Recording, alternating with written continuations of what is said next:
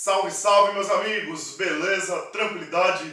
Galera, eu tô sem voz, tô muito rouco, mas nós vamos para a nossa 18ª questão, comentar a 18ª questão de nossa lista de transmissão. E vocês já estão aí com o material de apoio, com o material em PDF. E essa nossa 18ª questão é do ano de 2012. Tanto o órgão quanto a banca é a PGR, concurso para Procurador da República. Concurso muito importante, prova de 2012, que nos requer aí um conhecimento acerca do Instituto da Mutatio Libelli. Vamos lá, galera, resolver essa questão. Assinale a alternativa falsa, ele quer a alternativa falsa a respeito da Mutatio Libelli. Amigos, rapidamente vamos diferenciar os artigos 383 e 384 do Código de Processo Penal. O 383 nós sabemos que traz a emendatio libelli, a simples correção da inicial acusatória. A emendatio libelli não exige aditamento da inicial acusatória. Por sua vez, a mutatio libelli, onde há uma alteração na imputação feita pela acusação, artigo 384 do Código de Processo Penal, é necessário, melhor dizendo, chamar o Ministério Público, notificar o Ministério Público, para o Ministério Público poder aditar a inicial acusatória. Então veja que na mutatio libelli, que é o que a questão nos exige, artigo 384 do Código de Processo Penal, é necessário haver a notificação do Ministério Público para o Ministério Público proceder aí ao aditamento da inicial acusatória.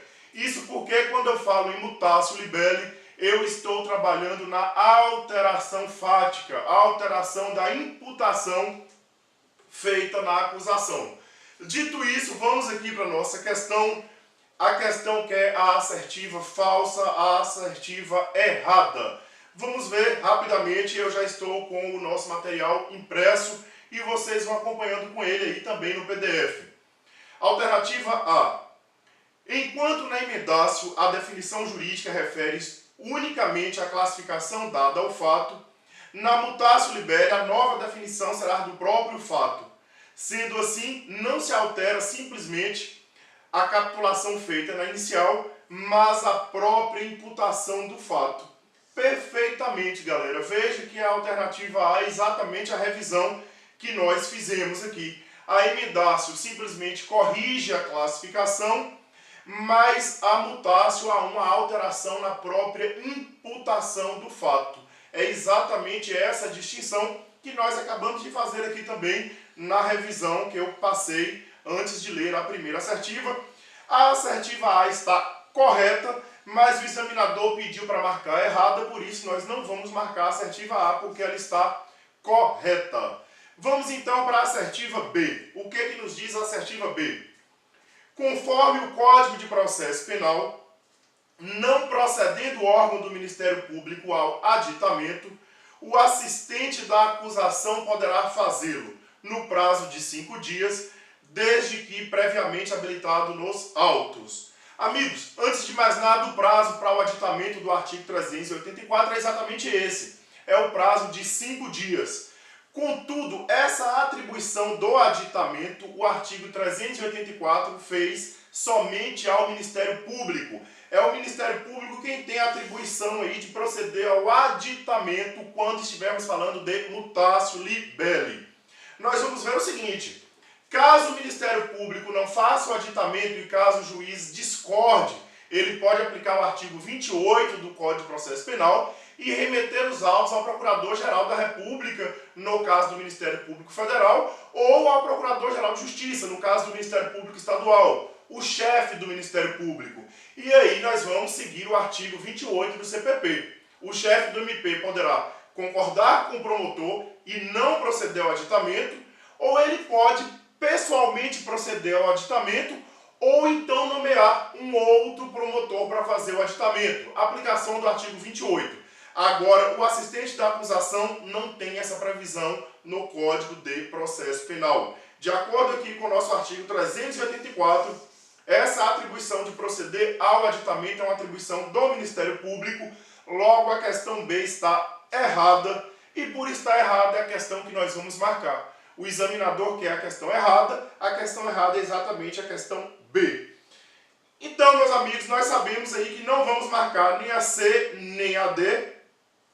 Respectivamente, elas estarão aqui corretas, porque o examinador quer a errada e nós já identificamos a errada. Mas vamos fazer a leitura, vamos ver aqui as duas proposições que restam e que estão corretas. O examinador não quer errada, nós já marcamos, mas vamos fazer a leitura das demais para concluirmos aqui os comentários da questão. Assertiva C. Na ordem anterior à Lei 11.719 de 2008, cabia ao próprio magistrado a alteração, mutácio, da acusação, libelle, quando da nova definição jurídica surgisse crime cuja pena fosse igual ou inferior àquele do delito imputado inicialmente ao réu. Conforme a legislação atual, que corrigiu o antigo defeito, independentemente da pena, o novo delito só pode ser julgado se promovido o aditamento da acusação pelo órgão do Ministério Público, ficando o magistrado na sentença adstrito aos termos do aditamento. Perfeito, meus amigos. O que eu tenho de observação aqui é o seguinte.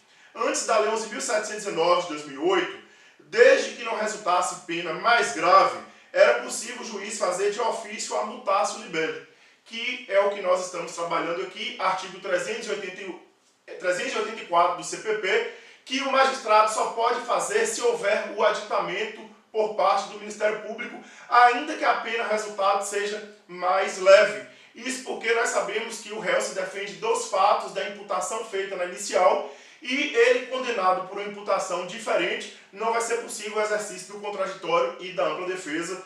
Daí porque, exatamente como a questão diz, pela correção ao defeito que havia na antiga redação legal, hoje só é possível essa mutácio, essa nova definição da imputação, se houver aditamento feito pela própria acusação. Tranquilo? Então aí o texto está correto, mas nós não vamos marcar porque eu quero a alternativa errada. E por fim, a alternativa D nos diz: há casos em que o elemento ou circunstância está contido implicitamente na peça acusatória. É o que ocorre, por exemplo, nas desclassificações operadas pela alteração feita no elemento subjetivo da conduta, dolo e culpa. Nesse sentido, já se pronunciou o STF quando desclassificou o peculato doloso para peculato culposo, entendendo que a modificação do dolo para culpa não implicaria mutácio libelle, tendo o acusado se defendido amplamente dos fatos a ele imputados.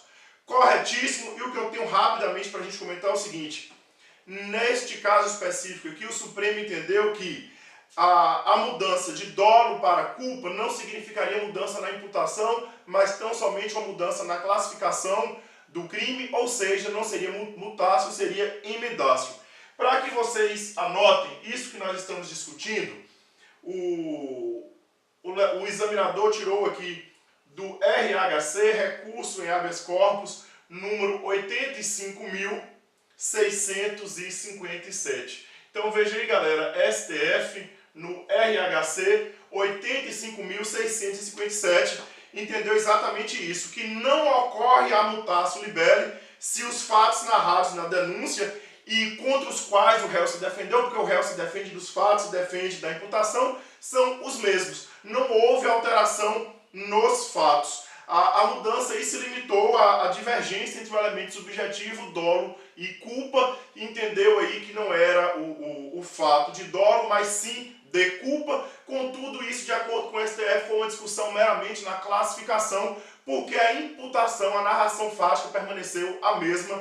Logo, a assertiva D está correta, com base aqui nesse julgado do Supremo, porém, nós vamos marcar a errada, e a errada é a alternativa B. Beleza, meus amigos? Espero ter ajudado, ter batido um papo legal aí acerca da mutácio libelle, artigo 384 do Código de Processo Penal. Desculpa a minha voz rouca, se eu conseguir vou gravar mais algumas questões aqui pra gente já deixar no jogo. Beleza? Grande abraço, fiquem com Deus e estamos sempre juntos. Valeu, meus amigos!